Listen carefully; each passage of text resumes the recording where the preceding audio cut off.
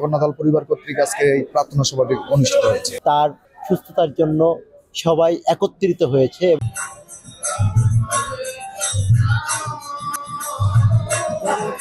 আপনারা জানেন যে আমরা জগন্নাথ পরিবার কর্তৃক আয়োজিত আজকে এই প্রার্থনা সভাটি অনুষ্ঠিত হয়েছে মা মাটি ও মানুষের নেত্রী, সাবেক তিনবারের নির্বাচিত প্রধানমন্ত্রী দেশনেত্রী বেগম খালেদা জিয়ার সুস্থতা কামনায়। আপনারা জানেন যে তিনি ইতিমধ্যে অসুস্থ হয়ে রাজধানীর এবারকার হাসপাতালে ভর্তি আছেন।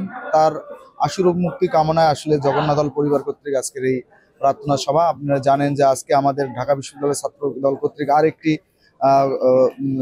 দোয়া এবং খতমে কোরআন ছিল আমাদের কেন্দ্রীয় মসজিদে। আমরা সেটার পর আজকে এটা আমরা আয়োজন করেছি। আপনি জানেন দেশনেত্রী বেগম খালেদা জিয়া তার আচার ব্যবহার দিয়ে তার এমন এক ব্যক্তিত্ব গঠন করেছেন এবং তার শাসনামলে তিনি যে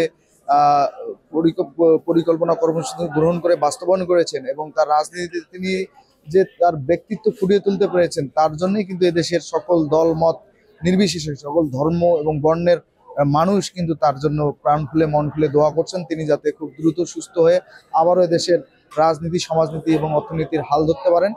এবং আপনারা জানেন যে সামনে একটি নির্বাচন, এই নির্বাচনকে ঘিরে সবাই স্বপ্ন দেখছে, ভরসা করতে চাচ্ছে যে দেশনেত্রী বেগম খালেদা জিয়া আবারও আমাদের মাঝে সুস্থ হয়ে তিনি যদি সামনে অনেকদিন পর একটি প্রত্যক্ষ ভোটের মাধ্যমে একটি নির্বাচন অনুষ্ঠিত হবে, সেই নির্বাচনে যদি তিনি সাক্ষী হয়ে থাকেন, সেটা বাংলাদেশের স্থিতিশীলতা বলেন, স্বাধীনতা এবং সার্বভৌমত্ব বলেন সবকিছু অক্ষুণ্ণ থাকবে বলে আমরা বিশ্বাস করি।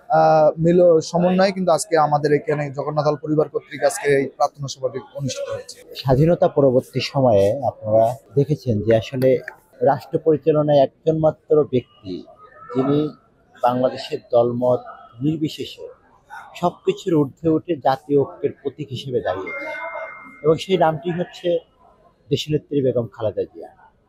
এবং তার নামের আগেই অনেকগুলো বিশেষণ যোগ করা হয়, যেটির যথার্থতা তিনি তার কর্মের মধ্য দিয়ে রেখেছেন এবং যার ফলশ্রুতিতেই আমরা দেখেছি দীর্ঘ ফ্যাসিবাদী শাসন আমলে যখন তাকে বিদেশে পাঠিয়ে দেওয়ার ষড়যন্ত্র হয়েছে, কখনো বা দেশের বাইরে যাওয়ার প্রস্তাব দেওয়া হয়েছে, সব কিছুকে প্রত্যাখ্যান করে তিনি কিন্তু এই দেশের মানুষের পাশে থেকে এই দেশের মানুষের ভাগ্য উন্নয়ন ঘটানোর জন্য তিনি কিন্তু এই দেশ ছেড়ে কখনো যায়নি।